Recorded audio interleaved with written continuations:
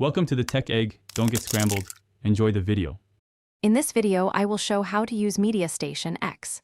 First, you'll need to download the application from your smart TV's App Store, like Google Play or the App Store. Once downloaded, install and launch it on your compatible device.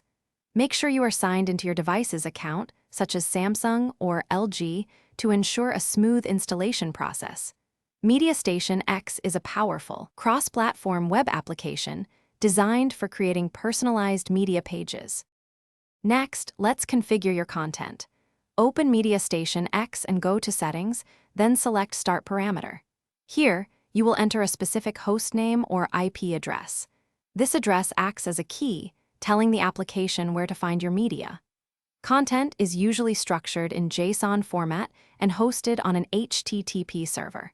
There are many public start parameters available that link to various media portals and services, offering a wide range of content. Navigating MediaStation X is straightforward using your remote control or a pointer device. You can personalize your experience by customizing layouts and content, often done through an index. JSON file within cloud services. The application supports integration with popular cloud storage options like Google Drive, OneDrive, and Dropbox, allowing you to access your personal media. Remember to adjust protocol settings and security locks as needed for secure content loading. Finally, let's cover some common issues and solutions. If you encounter connection problems on older devices, try using HTTP instead of HTTPS.